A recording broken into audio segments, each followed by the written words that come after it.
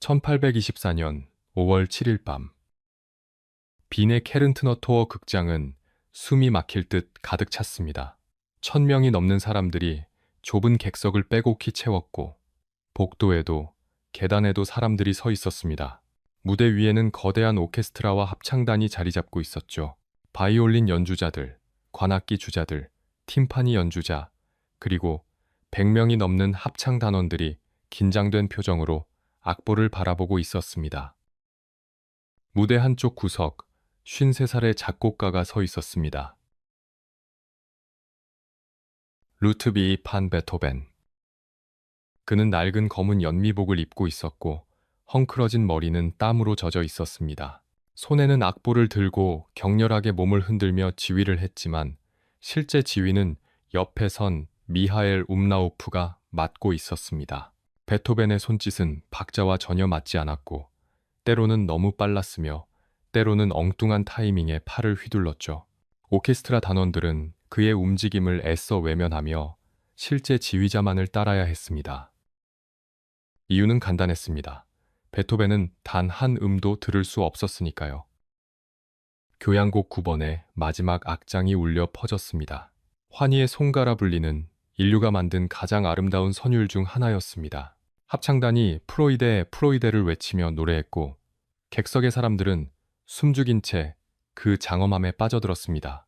어떤 이들은 눈을 감았고 어떤 이들은 입을 벌린 채 무대를 바라봤으며 어떤 이들은 조용히 눈물을 흘렸습니다. 음악은 점점 더 커졌고 더 강렬해졌으며 마침내 모든 악기와 모든 목소리가 하나가 되어 폭발했습니다. 그리고 침묵이 찾아왔습니다. 짧은 순간 극장 안은 완전히 조용했습니다. 아무도 숨조차 쉬지 않는 것 같았습니다. 그리고 그 다음 순간 극장은 말 그대로 폭발했습니다. 관객들이 자리에서 벌떡 일어나 박수를 쳤고 환호했으며 모자를 공중에 던졌습니다. 손수건을 흔들었고 서로를 끌어안으며 울었습니다. 박수 소리는 천둥처럼 울렸고 환호는 파도처럼 밀려왔습니다. 역사상 가장 위대한 교향곡이 방금 탄생한 순간이었죠. 하지만 베토벤은 몰랐습니다. 그는 여전히 악보를 보며 서 있었고 주변의 광란을 전혀 알아챌 수 없었습니다. 완벽한 침묵 속에 갇힌 채 자신이 만든 기적을 경험하지 못한 거죠. 그는 악보에 적힌 마지막 음표를 응시하며 연주가 제대로 되었는지 걱정하고 있었습니다. 알토 독창자 카롤린의 운거가 그의 이상한 모습을 발견했습니다. 그녀는 재빨리 다가와 베토벤의 어깨를 두드렸습니다. 베토벤이 고개를 들었고 운거는 부드럽게 그를 돌려 관객석을 바라보게 했습니다. 그때서야 베토벤은 보았습니다. 1000명이 넘는 사람들이 기립박수를 치고 있었습니다. 울며 박수치고 환호하며 그를 향해 손을 흔들고 손수건을 흔들며 그의 이름을 외치고 있었습니다. 소리는 들을 수 없었지만 그 광경은 볼 수 있었습니다. 그 감정은 느낄 수 있었습니다. 베토벤은 천천히 고개를 숙여 인사했습니다. 한 번, 두 번, 세 번. 그의 손이 떨렸고 다리가 휘청거렸으며 눈에서 눈물이 흘러내렸습니다. 오케스트라 단원들이 악기를 두드리며 축하했고 합창 단원들이 그를 끌어안았으며 객석의 환호는 끝나지 않았습니다. 어떻게 이런 일이 가능했을까요? 소리를 듣지 못하는 작곡가가 어떻게 인류 역사상 가장 위대한 교향곡을 만들어낼 수 있었을까요? 청력을 완전히 잃은 사람이 어떻게 이토록 완벽한 하모니를, 이토록 아름다운 선율을, 이토록 강렬한 감정을 악보에 담아낼 수 있었을까요? 그 답을 찾기 위해서는 54년 전 라인강변의 작은 도시로 돌아가야 합니다. 1770년 본이라는 도시에서 한 아이가 태어났습니다. 그리고 그 아이의 삶은 처음부터 고통으로 가득했습니다.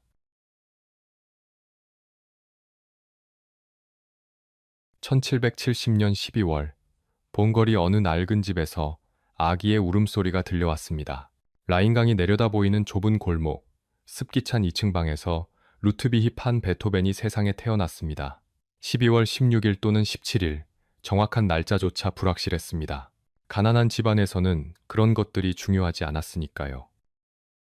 아버지 요한 베토벤은 본 궁정의 테너 가수였습니다. 하지만 재능은 평범했고 목소리는 시간이 갈수록 나빠졌으며 술에 의지하는 시간이 점점 늘어가고 있었습니다. 어머니 마리아 막달레나는 조용하고 온화한 여성이었지만 첫 번째 남편과 사별한 후 요한과 재혼하면서 불행한 결혼 생활이 시작되었죠. 그녀는 점점 생기를 잃어가고 있었고 웃는 법을 잊어가고 있었습니다. 이 집안에는 웃음이 없었습니다. 있다면 술에 취한 아버지의 헛웃음뿐이었죠. 루트비히는 7형제 중 둘째였지만 살아남은 건 셋뿐이었습니다. 질병과 굶주림이 어린 생명들을 빼앗아갔고 어머니는 그때마다 조용히 울었습니다. 루트비히는 그런 어머니의 뒷모습을 보며 자랐습니다. 요한은 아들에게서 한 가지 가능성을 발견했습니다. 당시 유럽 전역을 뜨겁게 달구고 있던 신동, 볼프강, 아마데우스 모차르트 말입니다. 모차르트는 6살 때부터 유럽 왕실을 돌며 연주했고 엄청난 돈을 벌어들였죠. 요한은 생각했습니다. 내 아들도 그렇게 만들 수 있다고. 그러면 이 빈곤에서 벗어날 수 있다고요. 그는 4살배기 루트비히를 피아노 앞에 앉혔습니다. 그리고 연습을 강요하기 시작했습니다. 매일 밤이었습니다. 술에 취한 아버지가 선술집에서 돌아와 잠든 어린 루트비히를 깨웠고 새벽까지 피아노를 치도록 강요했습니다. 작은 손가락이 아파도 눈물이 나도 잠이 와도 멈출 수 없었습니다. 실수하면 매가 날아왔고 울면 더 심하게 맞았으며 때로는 지하실에 갇혔고 먹을 것조차 주지 않았습니다. 이웃들은 한밤중에 들려오는 피아노 소리와 아이의 흐느낌을 들었지만 아무도 나서지 않았습니다. 당시에는 그런 훈련이 흔한 일이었고 아버지의 권위는 절대적이었으니까요. 어린 루트비히는 그렇게 음악과 고통을 함께 배워나갔습니다. 피아노 건반을 누를 때마다 그것은 음악인 동시에 공포였고 예술인 동시에 형벌이었습니다. 그나마 위안이 되어준 건 어머니였습니다. 마리아는 밤에 몰래 아들의 방으로 들어와 그를 끌어안으며 속삭였습니다. 괜찮다고, 견디라고, 언젠가는 나아질 거라고요. 하지만 그녀 자신도 삶의 무게에 짓눌려가고 있었고 아들을 지켜줄 힘이 없었습니다. 그녀는 다만 안아주고 쓰다듬어주고 조용히 함께 울어줄 수밖에 없었죠. 루트비히는 8살에 처음으로 공개 연주를 했습니다. 아버지는 아들의 나이를 6살이라고 속여 광고했습니다. 더 어린 신동처럼 보이게 하려는 계산이었죠. 하지만 관객들은 많지 않았고 반응은 미지근했으며 돈도 별로 벌지 못했습니다. 루트비히는 모차르트가 아니었고 요한의 꿈은 현실이 되지 않았습니다. 11살이 되던 해 루트비히에게 전환점이 찾아왔습니다. 그는 학교를 그만두고 궁정 오르가니스트 크리스티안 고틀로프 네페에게 배우기 시작했습니다. 네페는 진짜 음악가였습니다. 그는 루트비히의 재능을 알아봤고 아버지와는 완전히 다른 방식으로 가르쳤죠. 네페는 바흐와 핸델의 작품들을 보여줬습니다.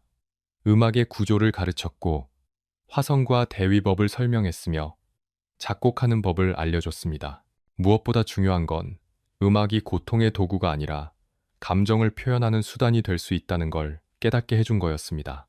처음으로 루트비히는 음악을 사랑하기 시작했습니다. 12살, 루트비히는 첫 작품을 출판했습니다. 피아노를 위한 변주곡이었죠. 13살에는 궁정 오르간 연주자로 정식 임명되어 급료를 받기 시작했습니다. 집안은 점점 가난해졌고 아버지는 술에 더욱 깊이 빠져들었으며 루트비히는 점점 더 가족을 책임져야 했습니다. 어린 소년이 아버지 역할을 해야 했고 동생들을 돌봐야 했으며 집안의 빚을 갚아야 했습니다. 1787년 봄, 루트비히에게 기회가 찾아왔습니다. 본 궁정의 지원으로 빈으로 가서 모차르트를 만날 수 있게 된 거죠. 16살 소녀는 꿈에 부풀어 2주간에 걸친 긴 여행길에 올랐습니다. 마차를 타고 걸어서 때로는 집마차에 얹혀 타며 빈까지 갔습니다. 빈에서 모차르트를 만났습니다. 당시 31살이던 모차르트는 이미 유럽 전역에서 유명한 작곡가였죠. 루트비히는 떨리는 손으로 피아노 앞에 앉았고 모차르트가 제시한 주제로 즉흥 연주를 했습니다. 모차르트는 처음에는 무심한 표정으로 듣다가 점점 눈빛이 변했고 연주가 끝나자 옆방에 있던 사람들에게 말했습니다. 이 소년을 주목하라고. 언젠가 세상을 놀라게 할 거라고요. 루트비는 행복했습니다. 생애 처음으로 진정으로 인정받은 느낌이었습니다. 빈에 남아 모차르트에게 배우고 싶었고 새로운 삶을 시작하고 싶었습니다. 하지만 그 행복은 이 주일도 채 가지 않았습니다. 본에서 급한 편지가 날아왔습니다. 어머니가 위독하다는 소식이었습니다. 루트비는 모든 것을 내려놓고 서둘러 집으로 돌아왔습니다. 다시 이 주간을 마차를 타고 달렸지만 도착했을 때는 이미 늦었습니다. 마리아 막달레나는 폐결핵으로 고통받고 있었습니다. 기침을 할 때마다 피가 나왔고 숨쉬기조차 힘들어했으며 살은 빠져 뼈만 앙상하게 남았습니다. 루트비는 어머니의 침대 옆에 앉아 그녀의 손을 잡았습니다. 마리아는 아들을 바라보며 희미하게 미소 지었고 뭔가 말하려 했지만 목소리가 나오지 않았습니다. 1787년 7월 17일 마리아 막달레나는 40살의 나이로 세상을 떠났습니다. 루트비는 어머니의 침대 옆에 앉아 소리 없이 울었습니다. 유일하게 자신을 이해해주던, 사랑해주던, 지켜주려 했던 사람이 떠난 거였습니다. 이제 17살 소년에게 남은 건 알코올 중독에 빠진 아버지와 12살 카스파르, 11살 니콜라우스 요한, 2명의 어린 동생뿐이었습니다. 상황은 급속도로 나빠졌습니다. 아버지 요한은 아내의 죽음 이후 완전히 무너졌습니다. 일도 제대로 하지 못했고 술값을 내지 못해 빚만 늘어갔으며 결국 궁정에서 해고당했습니다. 집세조차 낼 수 없게 되었고 빚쟁이들이 문을 두드렸으며 동생들은 굶주렸습니다. 루트비히는 선택의 여지가 없었습니다. 학교도, 빈도, 꿈도 모두 미뤄야 했습니다. 모차르트에게 배우는 것도, 작곡가가 되는 것도 모두 나중의 일이었습니다. 지금은 살아남아야 했습니다. 그는 궁정 오케스트라에서 비올라를 연주하며 돈을 벌었고 귀족 자제들에게 피아노를 가르치며 추가 수입을 올렸으며 밤에는 선술집에서 연주하기도 했습니다. 그렇게 번 돈으로 집세를 냈고 동생들을 먹였으며 아버지의 술값까지 대야 했습니다. 17살 소녀는 그렇게 가장이 되었습니다. 밤에는 동생들을 재우고 취한 아버지를 길거리에서 찾아 집으로 데려왔으며 빚쟁이들에게 사정했고 동생들의 옷을 꿰매 주었습니다. 어머니가 하던 모든 일을 해야 했고 아버지가 해야 할 모든 책임을 져야 했습니다. 그리고 남는 시간에 깊은 밤 모두가 잠든 후에 루트비히는 촛불을 켜고 혼자 작은 책상 앞에 앉았습니다. 이미 다 써진 종이 뒷면에 음표를 그려 넣었고 머릿속에서 울리는 선율을 기록했으며 언젠가 만들 교향곡을 꿈꿨습니다. 그 시간만큼은 자유로웠으니까요. 그 시간만큼은 가난도, 책임도, 고통도 잊을 수 있었으니까요. 음악만이 유일한 탈출구였고, 유일한 희망이었으며, 유일한 위안이었습니다.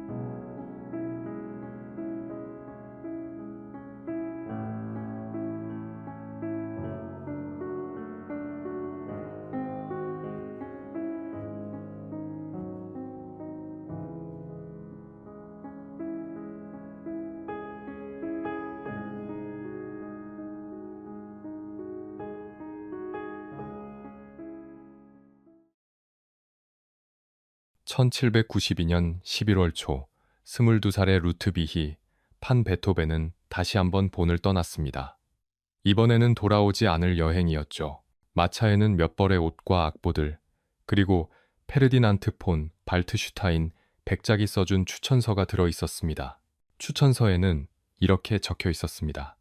빈에서 하이든의 손으로부터 모차르트의 정신을 받게 될 것이다.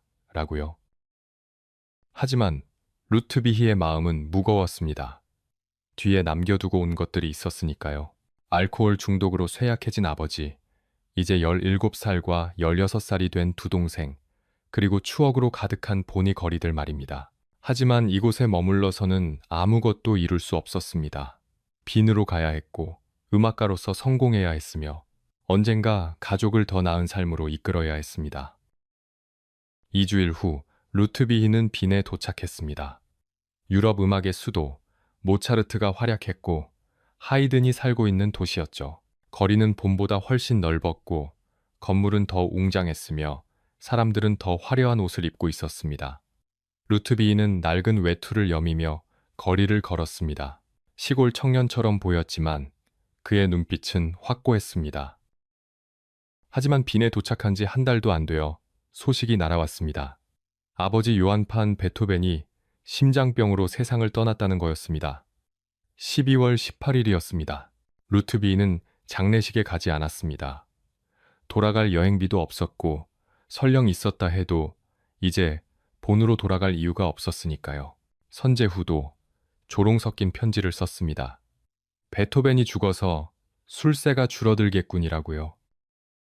루트비히는 아버지의 죽음을 혼자 사겨야 했습니다. 증오했지만 동시에 불쌍히 여겼던, 학대했지만 동시에 음악을 가르쳐준 복잡한 감정의 대상이 사라진 거였습니다.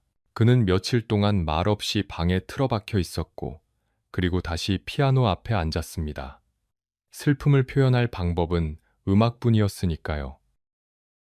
1792년 12월 12일, 루트비히는 요제프 하이든을 찾아갔습니다. 당시 60살이던 하이든은 유럽에서 가장 유명한 작곡가였습니다. 교향곡의 아버지라 불렸고, 런던에서 대성공을 거두고 막 빈으로 돌아온 참이었죠. 루트비히는 떨리는 손으로 자신이 작곡한 칸타타를 보여줬습니다. 하이든은 악보를 훑어보더니 고개를 끄덕였습니다. 재능이 있다고, 배울 가치가 있다고 말했습니다. 그렇게 루트비히는 유럽 최고의 거장에게 배우기 시작했습니다. 대위법을 공부했고 작곡 이론을 익혔으며 하이든의 교향곡들을 분석했습니다. 하지만 관계는 순탄하지 않았습니다. 하이든은 바쁜 사람이었고 체계적인 교사는 아니었습니다. 루트비히가 제출한 과제를 제대로 확인하지 않았고 실수를 지적해주지도 않았죠. 루트비히는 실망했습니다. 그래서 몰래 다른 선생을 고용했습니다. 요한 사크라는 작곡가에게 따로 배웠고 사크가 수정해준 과제를 다시 깨끗하게 베껴서 하이든에게 제출했습니다. 하이든은 이 사실을 알았을까요? 아마도 알았을 겁니다. 하지만 개의치 않았습니다. 하이든은 루트비히의 재능을 인정했고 그를 빈의 귀족들에게 소개해줬으니까요. 그리고 그것이 루트비히에게는 더 중요한 것이었습니다. 빈에 도착한 지 한 달 만에 루트비히는 칼을 리히노프스키 후작의 저택으로 이사했습니다. 발트슈타인 백작의 추천서 덕분이었습니다. 리히노프스키는 음악을 사랑하는 귀족이었고 젊은 재능을 후원하기를 즐겼습니다. 그는 루트비히에게 저택 1층에 넓은 방을 내줬고 매주 금요일 살롱 음악회를 열어 빈의 귀족들 앞에서 연주할 기회를 줬습니다. 루트비히는 그곳에서 피아노를 쳤습니다. 그리고 사람들은 충격을 받았습니다. 그의 연주는 이전에 듣던 어떤 것과도 달랐습니다. 모차르트처럼 우아하지는 않았지만 훨씬 더 강렬했습니다. 감정이 폭발했고 건반을 두들겼으며 때로는 속삭이듯 부드럽게, 때로는 천둥처럼 격렬하게 연주했습니다. 특히 즉흥 연주는 타의 추종을 불허했습니다. 누군가 주제를 제시하면 루트비히는 그 자리에서 변주곡을 만들어냈고 청중들은 숨도 쉬지 못한 채 듣곤 했습니다. 리히노프스키의 살롱에는 빈의 음악계 유력 인사들이 모였습니다. 다른 귀족들, 음악가들, 출판업자들이 루트비히를 만나러 왔습니다. 이그나츠 슈판치히라는 당대 최고의 바이올리니스트도 그곳에서 연주했고 나중에 루트비히의 현악 사중주를 초연하는 사람이 되었죠. 루트비히는 빈 사교계의 스타가 되어가고 있었습니다. 하지만 그는 여전히 본에서 온 가난한 청년이었고 귀족들의 세계에 완전히 속하지는 못했습니다. 식사 예절은 서툴렀고 옷은 항상 구겨져 있었으며 말은 거칠었습니다. 하지만 귀족들은 그것을 예술가다운 모습이라 여기며 용인했습니다. 재능이 모든 것을 덮어주었으니까요. 1793년과 94년 루트비히는 피아노 연주자로서의 명성을 쌓아갔습니다. 하지만 작곡가로서 작품을 출판하지는 않았습니다. 신중하게 준비하고 있었던 거죠. 한 번의 강렬한 인상을 남기고 싶었고 그러려면 완벽해야 했습니다. 1794년 하이드는 두 번째 런던 여행을 떠났습니다. 루트비히는 다른 선생들에게 계속 배웠습니다. 요한 게오르크 알브레이츠베르거에게는 대위법을, 안토니오 살리에리에게는 이탈리아 성악 작곡을 배웠습니다. 살리에리는 모차르트의 라이벌이었던 사람이었죠. 루트비히는 누구에게든 배울 수 있는 것은 배웠습니다. 그리고 1795년 루트비히는 마침내 대중 앞에 섰습니다. 3월 29일 부르크 극장. 루트비히는 자신이 작곡한 피아노 협주곡을 초연했습니다. 바장조 협주곡, 나중에 피아노 협주곡 2번으로 알려지게 되는 곡이었죠.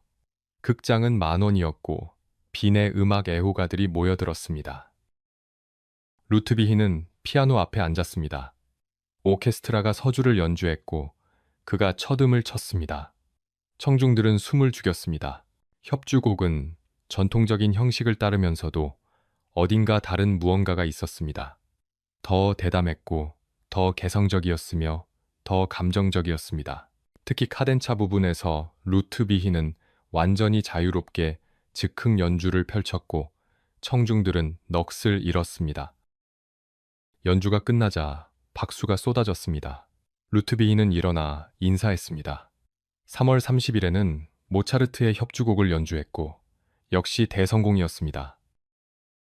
25살의 루트비히 판 베토벤은 그렇게 빈의 음악계에 공식적으로 등장했습니다. 이제 그는 더 이상 본에서 온 무명의 청년이 아니었습니다. 빈이 인정한 피아노 거장이었고 주목받는 작곡가였으며 귀족들의 총애를 받는 음악가였습니다. 리이노프스키 후작은 루트비히에게 연간 600플로린의 생활비를 지원하기로 했습니다. 다른 귀족들도 작품을 의뢰했고 출판업자들은 악보 출판을 제안했으며 제자들은 줄을 섰습니다. 루트비히는 본에서 굶주리며 동생들을 돌보던 시절과는 완전히 다른 삶을 살고 있었습니다. 하지만 성공이 행복을 보장하지는 않았습니다. 루트비히는 빈의 화려한 살롱에서 연주했지만 밤이 되면 혼자였습니다. 귀족 부인들은 그의 연주에 감탄했지만 그와 진정으로 대화하지는 않았습니다. 그는 여전히 고용된 예술가였고 아무리 재능이 뛰어나도 신분의 벽을 넘을 수는 없었습니다. 그리고 무엇보다 루트비히는 외로웠습니다. 친구는 있었지만 많지 않았고 가족은 멀리 본에 있었으며 사랑은 아직 찾지 못했습니다. 그는 밤마다 방에 혼자 앉아 악보를 쓰면서 생각했습니다. 이것이 내가 원하던 삶인가? 성공했지만 행복한가? 답은 쉽게 나오지 않았습니다. 하지만 한 가지는 확실했습니다. 이제 돌아갈 곳은 없었고 앞으로 나아가는 수밖에 없었습니다. 그리고 루트비히는 그렇게 할 작정이었습니다. 어떤 대가를 치르더라도요. 1796년 봄, 26살의 베토벤은 프라하 연주 여행을 떠났습니다. 귀족들의 살롱을 돌며 피아노를 연주했고 큰 성공을 거뒀습니다. 하지만 여행에서 돌아온 후 뭔가 이상하다는 걸 느끼기 시작했습니다. 귀에서 윙윙거리는 소리가 났습니다. 처음에는 여행의 피로 때문이라 생각했습니다. 며칠 쉬면 나아질 거라고, 일시적인 증상일 거라고 믿었죠. 하지만 소리는 사라지지 않았습니다. 밤에 잠을 잘 때도, 피아노를 칠 때도, 조용한 방에 혼자 있을 때도 그 윙윙거리는 소리는 계속 귓속에서 울렸습니다. 몇 달이 지나자 더 심각한 문제가 나타났습니다. 사람들의 말소리가 잘 들리지 않았습니다. 특히 작은 목소리나 높은 음을 알아듣기 힘들었고 여러 사람이 동시에 말하면 무슨 소리인지 구분할 수 없었습니다. 귀족들의 살롱에서 사람들이 웃을 때 베토벤은 왜 웃는지 알아차리지 못할 때가 많았습니다. 베토벤은 공포에 질렸습니다. 음악가에게 청력을 잃는다는 것은 화가가 시력을 잃는 것과 같았습니다. 생명줄을 잃는 거였죠. 그는 의사를 찾아갔습니다. 한 명이 아니라 여러 명의 의사를 찾아다녔습니다. 누군가는 아몬드 오일을 귀에 넣으라 했고, 누군가는 차가운 물로 목욕하라 했으며, 누군가는 따뜻한 진흙찜질을 하라고 했습니다. 베토벤은 모든 방법을 시도했습니다. 하지만 아무것도 효과가 없었습니다. 청력은 조금씩, 하지만 확실하게 나빠지고 있었습니다. 그는 이 사실을 숨기기로 결심했습니다. 아무에게도 말하지 않았습니다. 친구들에게도, 후원자들에게도, 제자들에게도요. 만약 귀족들이 알게 되면 연주 의뢰가 끊길 것이고 제자들이 떠날 것이며 출판업자들이 외면할 거라는 걸 알았으니까요. 그는 대화할 때 사람들 가까이 다가앉았고 입모양을 읽으려 애썼으며 알아듣지 못해도 고개를 끄덕이며 이해한 척했습니다. 하지만 그보다 더 고통스러운 것이 있었습니다. 바로 사랑이었습니다. 베토벤은 사랑에 빠지기 쉬운 사람이었습니다. 아름다운 여성, 특히 교양 있고 음악을 이해하는 여성들에게 쉽게 마음을 빼앗겼죠. 문제는 그가 사랑에 빠지는 여성들이 대부분 귀족 출신이었다는 겁니다. 1798년 베토벤은 16살의 귀족 소녀를 만났습니다. 율리에타 구이치아르디, 이탈리아 백작 가문의 딸이었습니다. 베토벤은 그녀에게 피아노를 가르쳤고 곧 사랑에 빠졌습니다. 율리에타는 아름다웠고 재능이 있었으며 베토벤의 음악을 진심으로 감탄하며 들었습니다. 베토벤은 그녀를 위해 피아노 소나타를 작곡했습니다. 올림 다단조 소나타, 나중에 월광이라 불리게 되는 곡이었죠. 첫 악장은 달빛 아래 호수를 바라보는 듯한 슬프고 아름다운 선율로 시작했습니다. 베토벤의 모든 감정이 담긴 곡이었습니다. 하지만 율리에타는 베토벤을 스승으로만 여겼습니다. 재능 있는 음악가이자 흥미로운 사람이었지만 사랑의 대상은 아니었죠. 베토벤은 31살이었고 그녀는 17살이었습니다. 베토벤은 평민이었고 그녀는 백작의 딸이었습니다.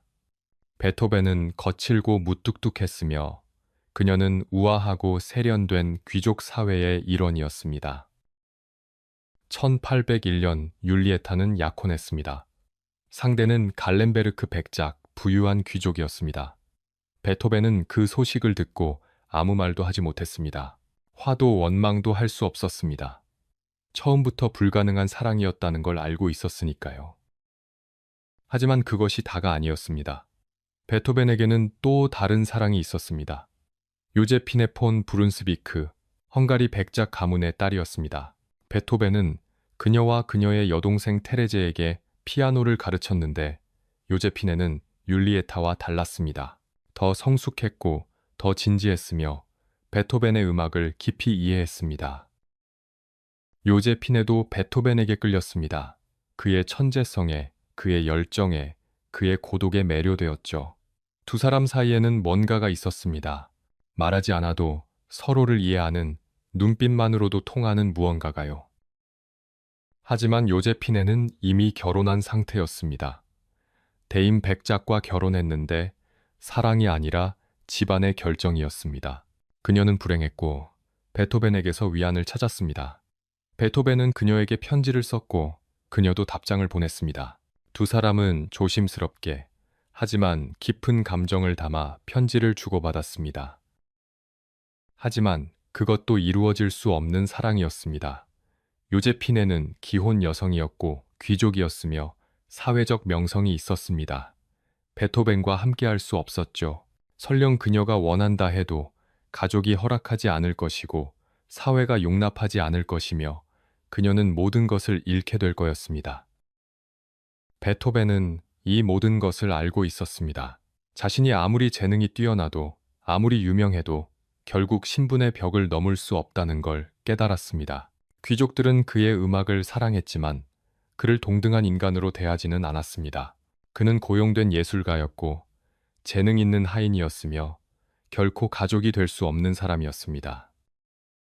1800년 베토벤은 친구 프란츠 베겔러에게 편지를 썼습니다. 나는 불행하다 라고 시작하는 편지였습니다. 청력이 나빠지고 있다고, 의사들이 고칠 수 없다고, 두렵다고 털어놓았습니다. 하지만 사랑에 대해서는 쓰지 않았습니다. 그 상처는 너무 깊어서 글로 쓸 수조차 없었으니까요. 1801년 베토벤의 청력은 눈에 띄게 나빠졌습니다. 대화가 어려워졌고 오케스트라의 여린 소리를 듣지 못했으며 자신이 치는 피아노 소리조차 제대로 들리지 않을 때가 있었습니다. 무대에서 연주할 때는 악보에 더 의존해야 했고 리허설 때는 연주자들에게 더 크게 연주하라고 요청해야 했습니다. 그는 점점 더 사람들을 피했습니다. 살롱에 가는 것을 꺼렸고 파티를 피했으며 혼자 있는 시간이 늘어갔습니다. 사람들이 자신의 비밀을 알아챌까봐 두려웠고 동정받는 것이 싫었으며 무엇보다 자신이 약해 보이는 게 견딜 수 없었습니다. 음악만이 유일한 위안이었습니다. 베토벤은 작곡에 몰두했습니다. 피아노 소나타들, 바이올린 소나타들, 현악 사중주들을 쏟아냈습니다. 고통을 음악으로 바꿨고 절망을 선율로 표현했으며 사랑의 좌절을 화음으로 승화시켰습니다. 하지만 밤이 되면 혼자 방에 앉아 있을 때면 베토벤은 울었습니다. 들리지 않는 귀 속의 윙윙거림을 들으며 사랑할 수 없는 여인들을 떠올리며 다가올 침묵을 두려워하며 조용히 눈물을 흘렸습니다. 그리고 1802년 모든 것이 무너져 내리는 순간이 찾아왔습니다.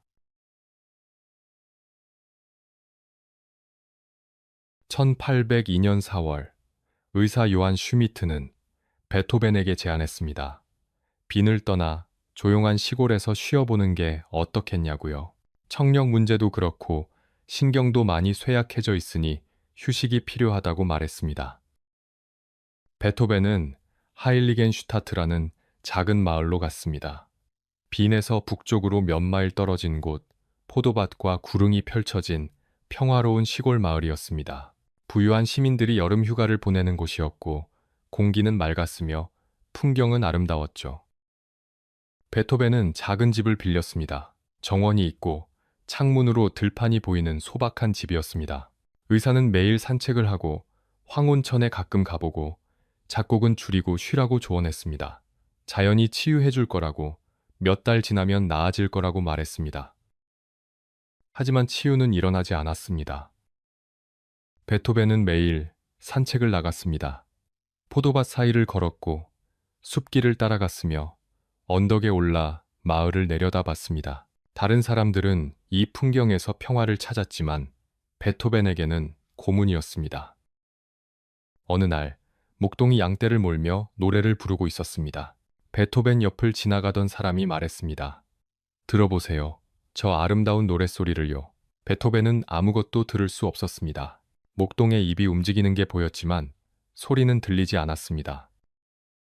다른 날 숲속을 걸을 때였습니다. 누군가 말했습니다. 저기 플루트 소리가 들리네요. 정말 아름답습니다. 베토벤은 귀를 기울였지만 역시 아무것도 들을 수 없었습니다. 바람 소리도, 새 소리도, 플루트도, 아무것도요. 그는 그 자리에 멈춰 섰습니다. 주위 사람들은 자연의 소리를 들으며 미소 짓고 있었지만 베토벤만 홀로 침묵 속에 서 있었습니다.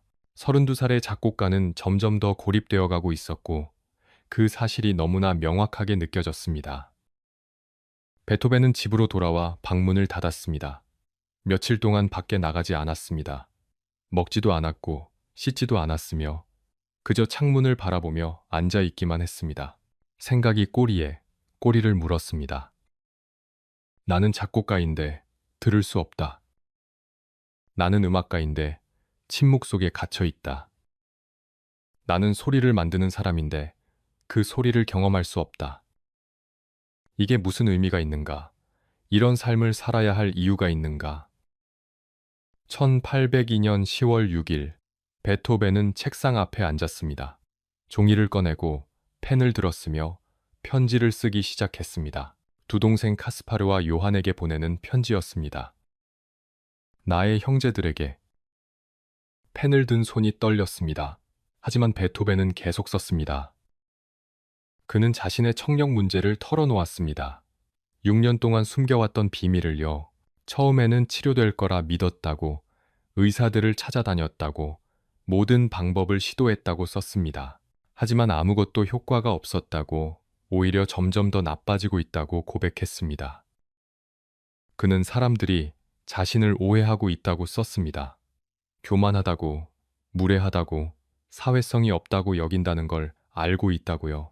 하지만 진짜 이유는 청력 때문이라고, 듣지 못한다는 걸 들키기 싫어서 사람들을 피했을 뿐이라고 설명했습니다.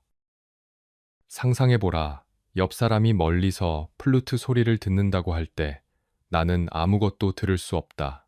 목동이 노래 부르는 걸 다른 사람들은 듣는데 나는 역시 아무것도 들을 수 없다. 이런 일들이 나를 절망으로 몰아갔다. 조금만 더 그랬다면 나는 내 삶을 스스로 끝냈을 것이다. 베토벤은 펜을 멈췄습니다. 방금 쓴 문장을 다시 읽었습니다. 내 삶을 스스로 끝냈을 것이다. 자살을 생각했다는 고백이었습니다. 그는 계속 썼습니다. 오직 예술만이 나를 붙잡았다. 아직 완성하지 못한 작품들을 생각하면 떠날 수가 없었다. 내가 해야 할 일들을 다 마치기 전에는 이 세상을 떠날 수 없었다. 베토벤은 눈물을 닦으며 편지를 이어갔습니다. 동생들에게 자신이 죽으면 유산을 나누라고, 서로 돕고 살라고, 자신을 잊지 말아달라고 부탁했습니다. 그리고 의사들에게 자신의 청력 문제를 밝혀달라고, 그래야 세상 사람들이 자신을 이해할 수 있을 거라고 썼습니다. 세상이여, 나를 판단하지 말라. 나는 내 의지로 악의적이거나 냉담한 게 아니었다. 단지 들을 수 없었을 뿐이다. 10월 10일, 베토벤은 편지에 추신을 덧붙였습니다. 하일리겐슈타트, 10월 10일, 1802년. 나는 이렇게 너희에게 작별을 고한다. 슬프게도 말이다. 내가 여기 올 때 가졌던 희망, 조금이라도 나아질 수 있으리라는 희망을 완전히 버려야만 한다.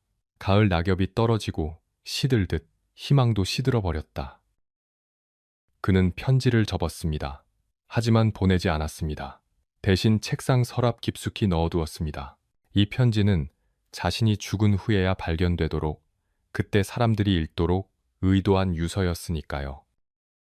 베토벤은 창밖을 바라봤습니다. 가을이었습니다. 나뭇잎들이 떨어지고 있었고 바람이 불었으며 하늘은 회색이었습니다. 그는 긴 시간 동안 움직이지 않고 앉아 있었습니다. 죽을 것인가, 살 것인가? 그 질문이 머릿속을 맴돌았습니다. 죽는 것은 쉬웠습니다. 이 고통에서, 이 절망에서, 이 침묵에서 벗어나는 것이었죠. 하지만 산다는 것은, 계속 작곡한다는 것은, 들을 수 없는 음악을 만든다는 것은. 베토벤은 피아노 앞에 앉았습니다. 손가락을 건반 위에 올렸습니다. 그리고 연주했습니다. 소리는 희미하게만 들렸지만 느낄 수는 있었습니다. 건반의 진동, 악기의 떨림, 몸을 통해 전해지는 음악의 물결을. 그는 깨달았습니다. 음악은 귀로만 듣는 게 아니라는 것을요. 마음으로도, 몸으로도, 영혼으로도 들을 수 있다는 것을. 그리고 자신에게는 아직 해야 할 일이 있다는 것을. 베토벤은 악보를 펼쳤습니다. 그리고 쓰기 시작했습니다. 새로운 교향곡을. 더 이상 하이든이나 모차르트를 흉내내지 않는 완전히 새로운 음악을, 고통을 담은, 절망을 담은, 하지만 그것을 극복하는 승리를 담은 음악을. 교향곡 3번. 나중에 영웅이라 불리게 될 곡이었습니다. 며칠 후, 베토벤은 하일리겐슈타트를 떠났습니다. 빈으로 돌아갔습니다. 그는 변해 있었습니다. 더 이상 청력을 되찾기를 기대하지 않았고, 사람들의 이해를 구하지도 않았으며, 동정을 바라지도 않았습니다. 그는 단지 작곡할 뿐이었습니다. 들을 수 있건 없건, 세상이 이해하건 안 하건, 살 수 있는 만큼만 살건, 그는 음악을 만들 것이었습니다. 그것이 그의 운명이었고, 그의 의무였으며, 그의 이유였으니까요. 침묵이 그를 집어삼키기 전에 그는 최대한 많은 소리를 세상에 남기기로 결심했습니다.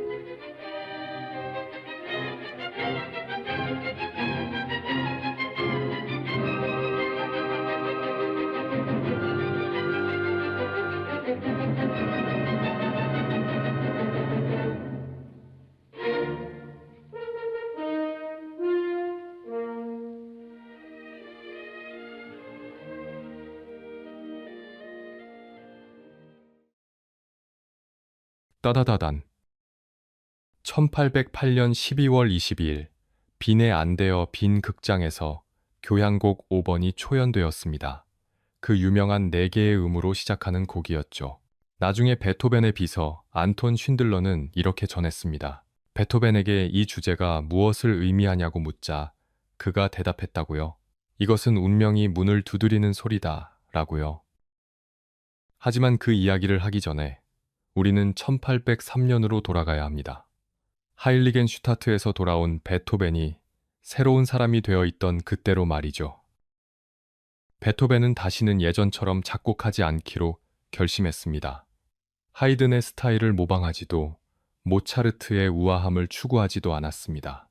그는 완전히 새로운 무언가를 만들고 싶었습니다. 자신의 고통을, 자신의 투쟁을, 자신의 승리를 담은 음악을. 1803년 봄, 베토벤은 교향곡 3번 작곡을 시작했습니다. 이 곡은 혁명적이었습니다. 기존 교향곡의 2배 길이였고 화성은 더 대담했으며 감정은 더 격렬했습니다.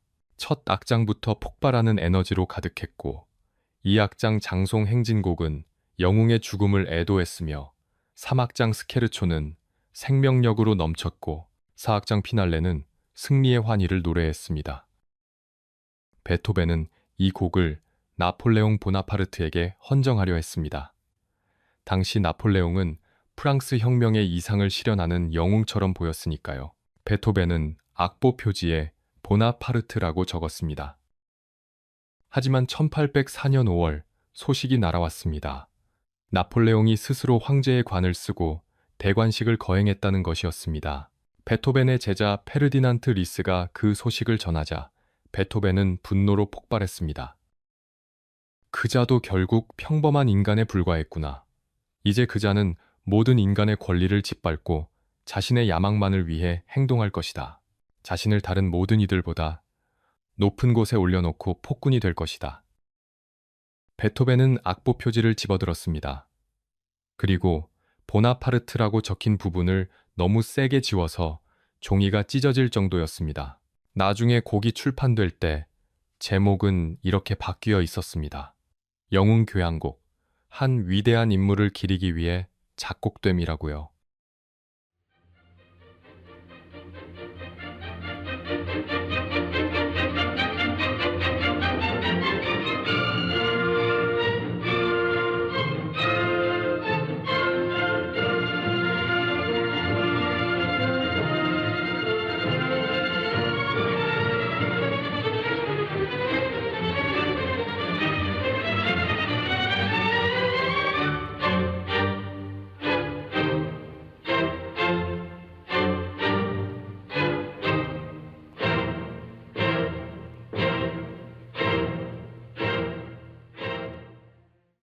1805년 4월 7일 교향곡 3번이 초연되었습니다.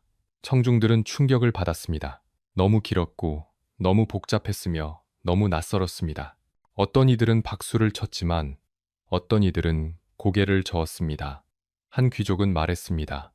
이 곡은 단지 길고 요란하기만 할 뿐이다. 하지만 베토벤은 개의치 않았습니다. 그는 자신이 원하는 음악을 만들었고 그것으로 충분했습니다. 세상이 이해하지 못한다면 언젠가는 이해할 것이었습니다. 같은 해 베토벤은 또 다른 걸작을 만들었습니다. 피아노 소나타 23번, 열정이라 불리게 될 곡이었습니다. 이 곡은 베토벤 자신의 말로는 폭풍 같은 작품이었습니다. 격렬하고 어둡고 절망적이면서도 동시에 불굴의 의지로 가득한 음악이었죠. 베토벤의 청력은 계속 나빠지고 있었습니다. 하지만 그의 음악은 점점 더 강렬해졌습니다. 들을 수 없는 만큼 더 크게 만들었습니다. 경험할 수 없는 만큼 더 생생하게 표현했습니다. 1805년부터 1808년까지 베토벤은 엄청난 속도로 작품을 쏟아냈습니다. 바이올린 협주곡, 라주모프스키 현악 사중주, 피아노 협주곡 4번, 교향곡 4번, 5번, 6번을 연이어 완성했습니다. 1808년 12월 22일은 베토벤의 인생에서 가장 중요한 날 중 하나였습니다. 안데어 빈 극장에서 거대한 음악회가 열렸는데 모든 곡이 베토벤의 작품이었습니다. 교향곡 5번과 6번이 초연되었고 피아노 협주곡 4번도 연주되었으며 베토벤 자신이 피아노 독주를 맡았습니다. 하지만 음악회는 재앙에 가까웠습니다. 공연장은 난방이 되지 않아 얼어붙을 듯 추웠고 리허설은 제대로 되지 않았으며 연주자들은 준비가 부족했습니다. 게다가 공연이 4시간 넘게 이어졌고 청중들은 지쳐갔습니다. 베토벤의 청력 문제도 상황을 악화시켰습니다. 피아노 협주곡을 연주할 때 그는 오케스트라와 박자가 맞지 않았고 어떤 부분에서는 완전히 엇나가기도 했습니다. 하지만 베토벤은 끝까지 연주했고 교향곡들도 끝까지 지휘했습니다. 음악회는 성공적이지 않았습니다. 하지만 중요한 것은 세상이 베토벤이라는 새로운 종류의 음악가를 목격했다는 사실이었습니다. 귀족들을 위해 우아한 음악을 만드는 사람이 아니라 자신의 내면을 폭발시키는 사람을. 하지만 음악적 성공이 개인적 행복을 가져다 주지는 못했습니다. 베토벤은 여전히 외로웠고 여전히 사랑을 갈구했습니다. 1812년 7월 베토벤은 보헤미아의 온천 마을 테플리츠에 머물고 있었습니다. 그곳에서 그는 편지를 썼습니다. 아마도 그의 인생에서 가장 유명한 편지일 것입니다. 나의 불멸의 연인이여. 편지는 7월 6일과 7일, 이틀에 걸쳐 쓰였습니다. 베토벤은 온 마음을 담아 썼습니다. 당신이 없으면 내가 무엇이란 말입니까? 나는 당신을 사랑합니다. 말로 표현할 수 없을 만큼 깊이 사랑합니다. 우리는 곧 함께할 수 있을 것입니다. 그때까지 참아야 합니다. 하지만 편지는 보내지지 않았습니다. 베토벤은 그것을 간직했고 죽을 때까지 품고 있었습니다. 200년이 지난 지금도 역사학자들은 이 불멸의 연인이 누구인지 확실히 알지 못합니다. 요제피네 폰 브룬스비크일까요? 그녀의 남편은 1804년에 죽었고 그녀는 자유로워졌습니다. 하지만 여전히 신분의 차이가 있었고 가족의 반대가 있었습니다. 아니면 안토니아 브렌타노, 프랑크푸르트의 상인 부인일까요? 그녀도 베토벤과 깊은 우정을 나눴고 1812년 7월에 카를스바트에 있었습니다. 아무도 확실히 알 수 없습니다. 베토벤은 그 비밀을 무덤까지 가져갔습니다. 하지만 확실한 것은 베토벤이 깊이 사랑했다는 것입니다. 그리고 그 사랑이 이루어지지 않았다는 것입니다. 다시 한번, 베토벤은 가질 수 없는 것을 원했고 도달할 수 없는 것을 갈망했습니다. 편지는 보내지지 않았습니다. 사랑은 이루어지지 않았으며 베토벤은 다시 혼자였습니다. 하지만 그에게는 음악이 있었습니다. 들을 수 없어도, 사랑받지 못해도, 외로워도 음악은 그곳에 있었습니다. 그리고 베토벤은 계속 만들어갔습니다. 교향곡 7번과 8번을, 바이올린 소나타들을, 피아노 3중주들을. 운명이 문을 두드렸습니다. 하지만 베토벤은 문을 열지 않았습니다. 그는 대신 음악으로 응답했습니다. 나는 굴복하지 않는다 라고, 나는 계속 싸운다 라고 말하듯이요.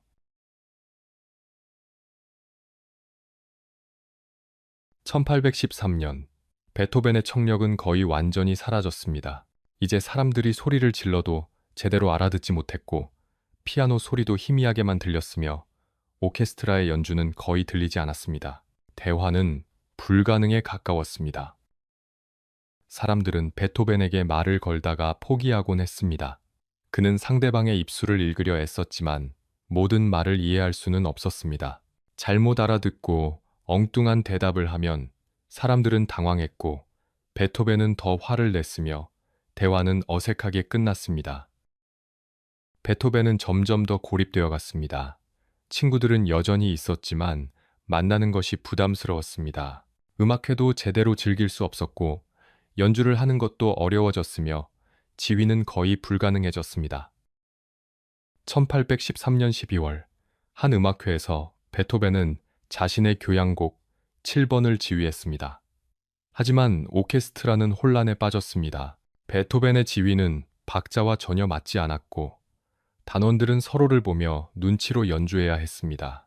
결국 다른 지휘자가 몰래 실제 지휘를 맡았고 베토벤은 그것조차 눈치채지 못했습니다. 그날 이후 베토벤은 다시는 공개적으로 지휘하지 않았습니다. 1815년 11월 15일 베토벤의 동생 카스파르 칼이 죽었습니다. 폐결핵이었습니다. 카스파르는 죽기 전 유언장을 썼는데 아들 카를의 후견인으로 형 루트비히와 아내 요한나를 공동 지명했습니다. 하지만 베토벤은 조카의 어머니 요한나를 혐오했습니다. 그녀는 과거에 물건을 훔친 전과가 있었고 베토벤은 그녀가 도덕적으로 타락했다고 믿었습니다. 무엇보다 베토벤은 자신이 더 나은 보호자가 될 수 있다고 확신했습니다. 그는 법정으로 갔습니다. 요한나에게서 카르를 빼앗기 위해서였습니다. 1816년 1월 9일 법정은 베토벤에게 단독 후견인 자격을 부여했습니다. 9살 카를은 어머니에게서 떨어져 숙부와 살게 되었습니다. 베토벤은 승리했다고 생각했습니다. 이제 조카를 제대로 된 사람으로 키울 수 있다고, 자신이 받지 못한 사랑을 줄 수 있다고 믿었습니다. 하지만 그것은 재앙의 시작이었습니다. 베토벤은 아이를 키우는 법을 몰랐습니다. 지나치게 엄격했고 기대가 너무 높았으며 때로는 지나치게 감정적이었습니다. 카르를 최고의 학교에 보냈지만 끊임없이 간섭했고 친구들을 의심했으며 어머니를 만나지 못하게 막았습니다. 카를은 불행했습니다. 숙부를 사랑했지만 숙부의 집착이 숨막혔습니다. 어머니를 그리워했지만 만날 수 없었습니다. 친구들과 놀고 싶었지만 숙부는 항상 공부만 강요했습니다. 요한나는 포기하지 않았습니다. 그녀는 법정에 다시 호소했고 아들을 되찾으려 했으며 베토벤이 부적절한 보호자라고 주장했습니다. 법정 싸움은 5년 동안 계속되었고 베토벤과 요한나는 서로를 고소하고 비난했습니다. 베토벤은 점점 편집증적이 되어갔습니다. 하인들을 의심했고 친구들도 믿지 못했으며 자신이 음모의 희생자라고 느꼈습니다. 카를이 몰래 어머니를 만나지 않을까 감시했고 학교 선생들에게 끊임없이 편지를 보내며 조카를 체크했으며 밤마다 잠 못 이루며 걱정했습니다. 1818년 베토벤의 청력은 완전히 사라졌습니다. 더 이상 어떤 소리도 들을 수 없었습니다. 완벽한 침묵이었습니다. 그 해부터 베토벤은 대화 수첩을 사용하기 시작했습니다. 작은 공책을 항상 들고 다니며 사람들에게 말하는 대신 써달라고 부탁했습니다. 친구들은 질문을 썼고 베토벤은 소리로 대답했습니다. 자신의 목소리는 들을 수 없었지만 아직 말할 수는 있었으니까요. 대화 수첩은 베토벤의 유일한 소통수단이 되었습니다. 1818년부터 1827년 죽을 때까지 139권의 수첩이 채워졌습니다. 일상적인 대화, 철학적 논의, 쇼핑 목록, 불평, 농담, 모든 것이 거기에 적혀 있었습니다. 하지만 대화 수첩은 또한 베토벤의 고립을 보여주는 증거이기도 했습니다. 대화는 한쪽 방향뿐이었습니다. 다른 사람들의 질문만 적혀 있고 베토벤의 대답은 소리로 사라졌으니까요. 수첩을 읽으면 침묵이 느껴집니다. 베토벤이 들을 수 없던 그 침묵이요. 친구들은 점점 줄어들었습니다. 베토벤과 대화하는 것이 너무 어려웠고 그의 기분은 예측할 수 없었으며 때로는 화를 폭발시켰기 때문입니다. 카를 체르니, 이그나츠 슈판치, 안톤 쉰들러 같은 몇몇 충실한 친구들만이 남았습니다. 베토벤은 점점 더 지저분해졌습니다. 옷은 구겨져 있었고 머리는 헝클어졌으며 방은 엉망이었습니다. 악보들이 바닥에 널려 있었고 먼지가 쌓였으며 하인들은 자주 바뀌었습니다. 베토벤은 하인들이 자신을 속인다고 의심했고 화를 냈으며 해고했습니다. 사람들은 거리에서 베토벤을 보면 피했습니다. 그는 혼잣말을 하며 걸었고 때로는 손을 휘저으며 무언가를 지휘하는 동작을 하는 등 완전히 다른 세계에 빠진 것처럼 보였습니다. 어린이들은 미친 작곡가라고 수근거렸고 어른들은 동정의 눈빛으로 바라봤습니다. 하지만 베토벤의 음악은 멈추지 않았습니다. 오히려 더 깊어졌고 더 복잡해졌으며 더 아름다워졌습니다. 들을 수 없었기에 마음의 귀로 들었습니다. 외부 세계와 단절되었기에 내면의 세계로 더 깊이 들어갔습니다. 1818년과 1819년 베토벤은 피아노 소나타 29번 함머 클라비어를 작곡했습니다. 40분이 넘는 거대한 소나타였고 기술적으로 거의 연주 불가능할 정도로 어려웠으며 감정적으로도 엄청나게 강렬했습니다. 누군가 베토벤에게 말했습니다. 이 곡은 너무 어렵습니다. 누가 연주할 수 있겠습니까? 베토벤은 대답했습니다. 50년 후에 연주하면 됩니다. 그는 더 이상 현재를 위해 작곡하지 않았습니다. 미래를 위해, 자신도 듣지 못할 음악을 위해 작곡했습니다. 밤이 되면 베토벤은 혼자였습니다. 완벽한 침묵 속에서, 완벽한 고독 속에서 그는 촛불 아래 앉아 악보를 썼습니다. 마음속에서만 울리는 음악을. 그리고 때때로 그는 창밖을 바라보며 생각했습니다. 이것이 나의 운명인가? 침묵 속에서 소리를 만드는 것이? 혼자서 세상을 향해 노래하는 것이? 답은 없었습니다. 다만 음악만이 있었습니다.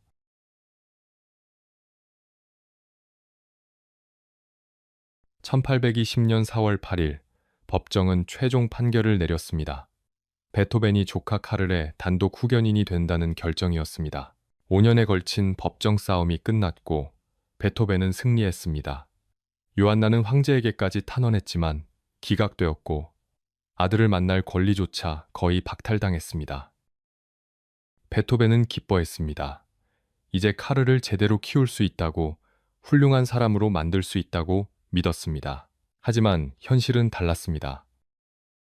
14살 카를은 블레힐링거 기숙학교로 보내졌습니다.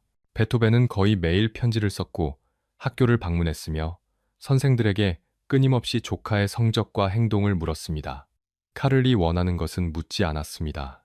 그저 자신의 계획대로 조카를 만들어가려 했을 뿐이죠. 카를은 숨이 막혔습니다. 숙부를 사랑했지만 그 사랑이 너무 무거웠습니다. 어머니를 그리워했지만 만날 수 없었습니다. 친구들과 어울리고 싶었지만 숙부는 그들을 나쁜 영향이라 여겼습니다. 카를은 점점 거짓말을 하기 시작했고 학교에서 도망치기도 했으며 숙부를 피하게 되었습니다. 베토벤은 혼란스러웠습니다. 왜 조카가 자신을 피하는지, 왜 감사하지 않는지, 왜 말을 듣지 않는지 이해할 수 없었습니다. 자신은 모든 것을 희생했고 최선을 다했으며 사랑으로 대했는데 말이죠. 하지만 베토벤의 사랑은 질식시키는 사랑이었습니다. 주는 것만큼 요구했고 보살피는 만큼 지배했으며 아끼는 만큼 소유하려 했습니다. 그 시절 베토벤의 경제 상황도 악화되었습니다. 나폴레옹 전쟁으로 오스트리아 화폐 가치가 폭락했고 후원자들의 연금도 크게 줄었습니다. 리히노프스키 후작은 재정난에 빠졌고 로브코비츠 공작은 파산 직전이었으며 킨스키 공작은 말에서 떨어져 죽었습니다. 베토벤은 돈이 필요했습니다. 카를의 교육비를 내야 했고 자신의 생활비도 있었으며 하인들에게 급료를 줘야 했습니다. 하지만 새로운 작품을 팔기는 어려웠습니다. 출판업자들은 베토벤의 최근 작품들이 너무 어렵다고 대중적이지 않다고 말했습니다. 베토벤은 친구들에게 돈을 빌렸습니다. 집세를 밀렸고 난방비를 아꼈으며 추운 겨울날 외투도 없이 걸어 다녔습니다. 위대한 작곡가가 가난하게 살았고 빚쟁이들을 피했으며 때로는 먹을 것조차 부족했습니다. 하지만 그 고통 속에서 가장 아름다운 음악이 탄생했습니다. 1819년부터 1822년까지 베토벤은 후기 피아노 소나타들을 작곡했습니다. 작품 109번, 110번, 111번 이 세 소나타는 베토벤 피아노 소나타의 정점이었습니다. 작품 109번 마장조 소나타는 천상의 아름다움으로 가득했습니다. 특히 3악장 변주곡은 마치 다른 세계에서 온 음악처럼 들렸습니다. 고통을 초월한 평화, 슬픔을 넘어선 기쁨이 거기에 있었습니다. 작품 110번 가플렛 장조 소나타는 더욱 내면적이었습니다. 명상적이고 깊고 인간의 영혼을 탐구하는 음악이었습니다. 마지막 악장에서는 첫 악장의 주제가 돌아오는데 마치 긴 여행을 마치고 집으로 돌아오는 것 같았습니다. 그리고 작품 111번 다단조 소나타, 베토벤의 마지막 피아노 소나타였습니다. 이 악장 변주곡으로 끝나는데 변주가 진행될수록 음악은 점점 더 빨라지고 더 복잡해지며 마침내 피아노가 낼 수 있는 모든 소리로 폭발합니다. 그리고 조용히 사라집니다. 마치 영혼이 육체를 떠나 승천하는 것처럼요. 이 소나타들을 연주하기는 매우 어려웠습니다. 기술적으로도 감정적으로도요. 베토벤은 더 이상 피아니스트를 위해 쓰지 않았습니다. 음악 자체를 위해, 표현하고 싶은 것을 위해 작곡했습니다. 출판업자 아돌프 슐레징거가 물었습니다. 이 소나타들을 누가 연주할 수 있겠습니까? 베토벤은 대답했습니다. 그건 내 문제가 아닙니다. 나는 신들을 위해 작곡합니다. 1822년 베토벤은 더 큰 프로젝트를 시작했습니다. 새로운 교향곡이었습니다. 교향곡 8번 이후 14년 만의 교향곡이었죠. 이 교향곡은 다를 것이었습니다. 모든 교향곡과 달랐습니다. 마지막 악장에 합창이 들어갈 것이었고 실러의 시 환희의 송가를 사용할 것이었습니다. 베토벤은 젊은 시절부터 이 시를 사랑했고 언젠가 음악으로 만들고 싶어 했습니다. 이제 그때가 왔습니다. 마지막 교향곡이 될 것이었습니다. 베토벤의 모든 것을 담은 음악, 고통과 투쟁과 승리와 환희를 모두 담은 작품이 될 것이었습니다. 베토벤은 작곡에 몰두했습니다. 하루 종일 책상에 앉아 있었고 밥도 제대로 먹지 않았으며 잠도 거의 자지 않았습니다. 머릿속에서 음악이 울렸습니다. 들을 수는 없었지만 느낄 수 있었습니다. 악보 위에 쏟아지는 음표들은 침묵 속에서 탄생한 소리였습니다. 1823년 봄, 교향곡은 거의 완성되어 가고 있었습니다. 1악장은 혼돈에서 질서로 나아가는 투쟁이었고 2악장 스케르초는 생명력의 폭발이었으며 3악장은 천상의 아름다움이었고 4악장은 인류 전체의 환희였습니다. 베토벤은 악보를 보며 미소 지었습니다. 들을 수는 없지만 알 수 있었습니다. 이것이 자신의 걸작이라는 것을. 밤에 혼자 방에 앉아 있을 때 베토벤은 생각했습니다. 나는 모든 것을 잃었다고. 청력도, 사랑도, 건강도, 돈도, 평화도요. 하지만 음악은 남았다고. 그리고 그것으로 충분하다고. 창밖에는 별이 빛나고 있었습니다. 베토벤은 그것을 볼 수 있었습니다. 듣지는 못했지만 보고, 느끼고, 존재할 수는 있었습니다. 그리고 그의 음악을 통해 영원히 노래할 수 있었습니다.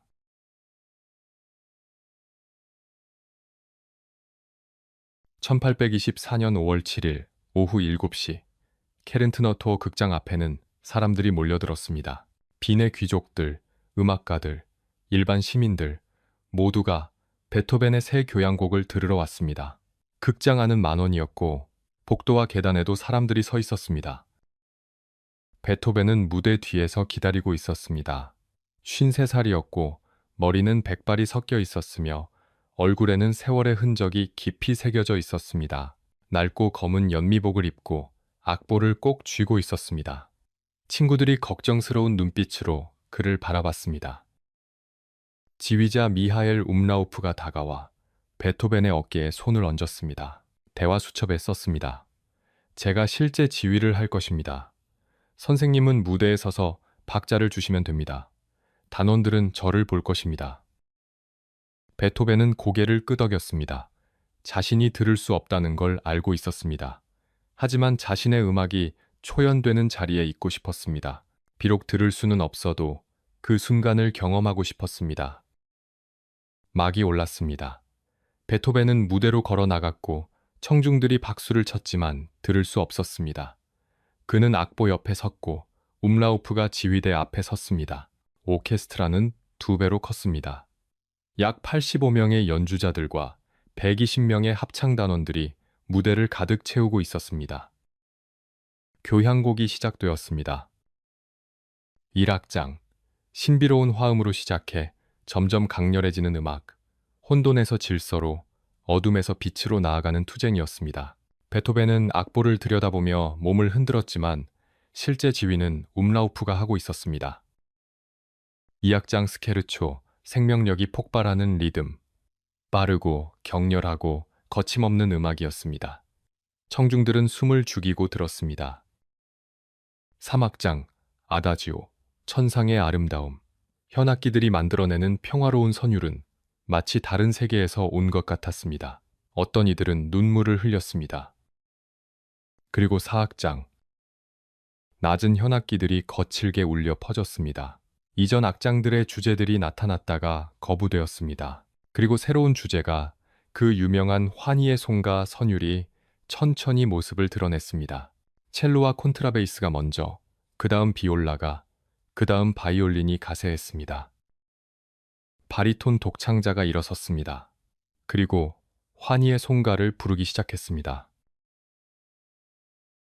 프로이데 프로이데, 환희, 환희.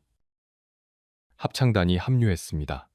120명의 목소리가 하나가 되어 환희를 노래했습니다. 모든 인간은 형제가 된다. 환희의 부드러운 날개가 머무는 곳에서. 음악은 점점 커졌습니다. 더 강렬해졌고 더 장엄해졌으며 마침내 모든 악기와 모든 목소리가 하나가 되어 폭발했습니다. 인류 전체가 하나가 되어 환희를 외치는 것 같았습니다. 베토벤은 악보를 보며 박자를 세고 있었습니다. 하지만 그의 박자는 실제 음악과 맞지 않았고 점점 뒤처졌습니다. 음악이 끝났을 때 베토벤은 아직 악보를 넘기고 있었습니다. 침묵이 찾아왔습니다. 그리고 극장이 폭발했습니다. 관객들이 자리에서 벌떡 일어나 박수를 쳤습니다. 환호하고 모자를 던지고 손수건을 흔들었습니다. 박수 소리는 천둥처럼 울렸고 발을 구르는 소리가 극장을 흔들었으며 브라보, 브라보를 외치는 소리가 파도처럼 밀려왔습니다. 하지만 베토벤은 여전히 악보를 보고 있었습니다. 들을 수 없었으니까요. 알토 독창자 카롤린의 웅거가 재빨리 다가왔습니다. 베토벤의 어깨를 잡고 부드럽게 돌려 관객석을 향하게 했습니다. 베토벤은 보았습니다. 1000명이 넘는 사람들이 기립박수를 치고 있었습니다. 귀족들이, 음악가들이, 일반 시민들이 모두 일어나 그를 향해 박수를 보냈습니다. 입을 크게 벌려 환호하고 눈물을 흘리며 손을 흔들고 있었습니다. 베토벤은 천천히 고개를 숙여 인사했습니다. 1번, 2번, 3번, 4번, 5번. 박수는 끝나지 않았습니다. 경찰이 개입해야 할 정도였습니다. 당시 빈에서는 황족에게만 3번 이상의 박수가 허용되었는데 베토벤은 5번의 기립 박수를 받았으니까요. 전해지는 이야기로는 황제에게만 허락되던 수준의 환호가 그에게 쏟아졌다고 합니다. 베토벤의 눈에서 눈물이 흘러내렸습니다. 오케스트라 단원들이 악기를 두드리며 축하했고 합창 단원들이 그를 둘러쌌으며 친구들이 무대로 달려왔습니다. 움라우프가 베토벤을 끌어안았고 독창자들이 그의 손을 잡았습니다. 베토벤은 소리내어 울었습니다. 30년 동안 쌓였던 고통이, 고독이, 절망이 눈물로 흘러나왔습니다. 하지만 동시에 기쁨도, 자부심도, 감사함도 함께 흘러나왔습니다. 그는 해냈습니다. 들을 수 없었지만 인류 역사상 가장 위대한 교향곡을 만들어냈습니다. 하지만 승리의 기쁨은 오래가지 않았습니다. 1824년 가을, 베토벤의 건강이 급격히 나빠졌습니다. 복부가 부어올랐고 황달이 왔으며 숨쉬기가 힘들었습니다. 의사들은 간경화라고 진단했습니다. 평생 마신 술과 만성적인 스트레스가 간을 망가뜨린 거였습니다. 조카 카를과의 관계도 파국으로 치달았습니다. 1826년 7월 말, 20살의 카를은 빈 근교 바덴의 라우헨슈타인 폐허에서 권총으로 자살을 시도했습니다. 다행히 죽지는 않았지만 머리에 총알 상처를 입었습니다. 베토벤은 충격에 빠졌습니다. 자신이 그토록 사랑했던 조카가 자신 때문에 죽으려 했다는 사실을. 카를은 회복 후 숙부에게서 떨어져 군대에 입대했습니다. 베토벤은 다시 혼자 남았습니다. 1826년 12월, 베토벤은 동생 요한의 집에서 폐렴에 걸렸습니다. 빈으로 돌아왔지만 상태는 계속 나빠졌습니다. 복수가 차서 배가 크게 부었고 4번에 걸쳐 수술로 물을 빼야 했습니다. 1827년 3월, 베토벤은 침대에 누워 있었습니다. 슈바르츠 슈파니어 하우스의 작은 방이었습니다. 창밖으로는 눈이 내리고 있었으며 친구들이 찾아와 마지막 인사를 나눴습니다. 3월 23일, 베토벤은 유언장에 서명했습니다. 모든 재산을 조카 카를에게 남긴다는 내용이었습니다. 3월 24일, 신부가 와서 마지막 성사를 집전했습니다. 베토벤은 말했습니다. 박수를 쳐주시오. 친구들이여, 희극이 끝났소. 3월 26일 오후, 폭풍우가 몰아쳤습니다. 천둥이 치고 번개가 번쩍였습니다. 베토벤은 의식을 잃은 상태였고 침대에 누워 거친 숨을 몰아쉬고 있었습니다. 오후 5시 45분쯤 큰 천둥 소리와 함께 번개가 번쩍였습니다. 그 순간 베토벤은 눈을 떴습니다. 오른손을 들어 주먹을 쥐었습니다. 마치 운명에게 마지막으로 저항하는 것처럼. 그리고 숨이 멈췄습니다. 루트비 판 베토벤 56살의 나이로 세상을 떠났습니다. 3월 29일 장례식이 거행되었습니다. 수만 명에 이르는 사람들이 거리를 메웠습니다. 빈 역사상 가장 큰 장례식이었습니다. 모든 가게가 문을 닫았고 학교는 휴교했으며 사람들은 거리로 쏟아져 나왔습니다. 관을 실은 마차가 지나갈 때 사람들은 고개를 숙였습니다. 어떤 이들은 울었고 어떤 이들은 기도했으며 어떤 이들은 조용히 서 있었습니다. 음악가들이 횃불을 들고 앞서 걸었고 합창단이 장송곡을 불렀습니다. 베토벤은 베릭묘지에 묻혔습니다. 나중에 빈 중앙묘지로 옮겨졌지만 그날 그는 조용한 시골 묘지에서 영면에 들었습니다. 침묵 속에서 평생을 살았던 작곡가가 마침내 완전한 평화를 찾았습니다.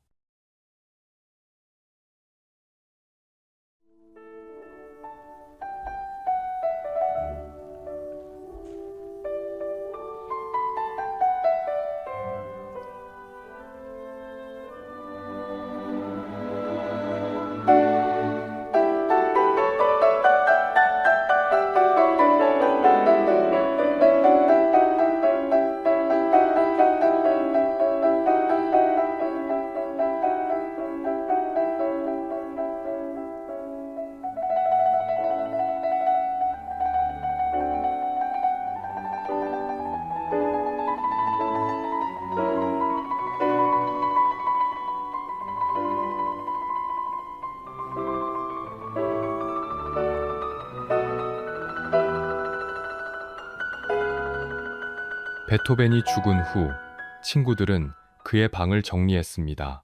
흩어진 악보들, 대화 수첩들, 편지들이 사방에 널려 있었습니다. 그리고 책상 서랍 깊숙한 곳에서 그들은 두 개의 낡은 편지를 발견했습니다. 하나는 1802년 하일리겐 슈타트에서 쓴 유서였습니다. 나의 형제들에게로 시작하는 절망과 고통이 담긴 편지였죠. 다른 하나는 1812년에 쓴 불멸의 연인에게 보내는 사랑 고백이었습니다. 두 편지 모두 결코 보내지지 않았고 베토벤은 평생 그것들을 간직하고 있었습니다. 친구들은 편지를 읽으며 울었습니다. 그들이 알던 베토벤, 거칠고 화를 잘 내고 고집센 베토벤 뒤에 이토록 깊은 고통과 외로움이 있었다는 걸 비로소 알게 되었으니까요. 하지만 베토벤은 또 다른 유산도 남겼습니다. 9개의 교향곡, 32개의 피아노 소나타, 16개의 현악 사중주, 5개의 피아노 협주곡, 1개의 바이올린 협주곡, 32개의 피아노 변주곡, 수많은 실내악과 가곡들, 모두 합쳐 700개가 넘는 작품이었습니다. 그중 많은 작품이 완전한 침묵 속에서 작곡되었습니다. 들을 수 없었지만 마음의 귀로 들었습니다. 경험할 수 없었지만 상상의 힘으로 창조했습니다. 베토벤은 증명했습니다. 음악은 귀로만 듣는 것이 아니라 영혼으로 느끼는 것이라는 것을. 베토벤의 음악은 시대를 바꿨습니다. 그 이전 음악가들은 귀족과 교회를 위해 작곡했습니다. 하지만 베토벤은 자기 자신을 위해, 자신의 감정을 위해, 인류 전체를 위해 작곡했습니다. 그는 예술가를 하인의 지위에서 해방시켰고 음악을 장식에서 표현으로 바꿨으며 작곡가를 장인에서 창조자로 격상시켰습니다. 낭만주의 시대의 모든 작곡가들이 베토벤의 그늘 아래에 있었습니다. 슈베르트는 베토벤의 장례식에서 횃불을 들었고 3년 후 베토벤 곁에 묻히기를 원했습니다. 브람스는 베토벤의 교향곡에 압도되어 첫 교향곡을 43살에야 완성했습니다. 바그너는 베토벤을 우리 모두의 아버지라고 불렀습니다. 그리고 200년이 지난 지금도 베토벤의 음악은 살아 있습니다. 교향곡 9번. 환희의 송가는 유럽연합의 공식 국가가 되었습니다. 인류의 형제애와 자유를 상징하는 음악으로요. 교향곡 5번 운명의 첫 내음은 세계에서 가장 유명한 멜로디가 되었습니다. 피아노 소나타 14번 월광은 사랑과 그리움의 대명사가 되었습니다.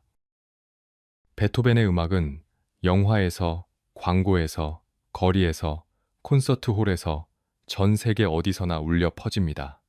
그의 음악은 국경도, 시대도, 언어도 초월합니다. 베토벤이 결코 들을 수 없었던 그 음악이 지금 전 세계 수십억 명의 사람들에게 들리고 있습니다. 베토벤은 평생 외로웠습니다. 사랑받지 못했고 이해받지 못했으며 침묵 속에 갇혀 있었습니다. 하지만 그는 포기하지 않았습니다. 들을 수 없었지만 작곡했고 고통스러웠지만 창조했으며 절망했지만 희망을 노래했습니다. 그리고 그 선택이, 그 투쟁이, 그 불굴의 의지가 인류에게 가장 위대한 선물을 남겼습니다. 빈 중앙묘지에 베토벤의 무덤이 있습니다. 단순한 비석에 이렇게 적혀 있습니다. 루트비히 판 베토벤. 이름만 있을 뿐 다른 설명은 없습니다. 필요하지 않았으니까요. 그의 음악이 모든 것을 말해주니까요. 묘지를 찾는 사람들은 그 앞에 서서 잠시 침묵합니다. 그리고 떠날 때 머릿속에서는 베토벤의 선율이 울려 퍼집니다. 따따따딴, 프로이데 프로이데, 그 불멸의 음악들이요. 베토벤은 말했습니다. 음악은 모든 지혜와 철학보다 높은 계시다. 그리고 그는 평생을 그 계시를 전하는 데 바쳤습니다. 어둠 속에서 빛을 만들었고 침묵 속에서 소리를 창조했으며 고통 속에서 환희를 노래했습니다. 그것이 루트비히판 베토벤의 삶이었습니다. 귀머거리 작곡가, 불가능을 가능으로 만든 사람, 인류에게 영원한 환희를 선물한 천재. 그는 죽었지만 그의 음악은 영원합니다. 들을 수 없었지만 온 세상이 그의 소리를 듣습니다. 혼자였지만 모든 인류와 함께합니다. 베토벤은 증명했습니다. 진정한 예술은 장애를 넘어서고 고통을 초월하며 죽음마저 이긴다는 것을. 그리고 200년이 지난 지금도 케른트너토어 극장이 있던 그 자리에서, 빈의 거리에서, 그리고 전 세계 어디에서나 사람들은 여전히 베토벤의 음악을 듣고 감동하고 울고 웃으며 함께 노래합니다. 프로이데, 환희여, 신들의 아름다운 불꽃이여. 베토벤의 환희는 지금도 계속되고 있습니다. 이것으로 루트비 판 베토벤의 이야기를 마칩니다. 1770년 본의 작은 집에서 태어나 아버지의 학대 속에서 음악을 배웠고 어머니의 죽음으로 가장이 되었으며 빈에서 천재로 인정받았지만 사랑은 이루지 못했고 청력을 잃어 완전한 침묵 속에 갇혔던 한 사람. 하지만 그는 포기하지 않았습니다. 들을 수 없었지만 작곡했고 절망했지만 희망을 노래했으며 침묵 속에서 인류 역사상 가장 아름다운 소리를 만들어냈습니다. 베토벤의 삶은 우리에게 묻습니다. 당신은 어떤 장애 앞에 서 있습니까? 어떤 고통이 당신을 짓누르고 있습니까? 어떤 절망이 당신을 멈추게 하고 있습니까? 베토벤은 증명했습니다. 진정한 창조는 완벽한 조건에서 나오는 것이 아니라 불가능해 보이는 상황에서도 멈추지 않는 의지에서 나온다는 것을. 오늘 밤 베토벤의 음악을 들어보시기 바랍니다. 교향곡 9번을, 교향곡 5번을, 월광 소나타를, 황제 협주곡을 들으며 그 음악을 만든 사람이 한 음도 들을 수 없었다는 사실을 기억하시기 바랍니다. 그리고 당신의 삶에서 당신만의 환희의 송가를 만들어 가시기 바랍니다. 이 채널이 도움이 되셨다면 구독과 좋아요 부탁드립니다. 알림 설정을 해두시면 역사 속 위대한 인물들의 이야기를 계속해서 만나보실 수 있습니다. 다음 이야기에서 또 찾아뵙겠습니다. 들어주셔서 감사합니다. 영상 마지막에 베토벤의 운명 교향곡이 재생됩니다.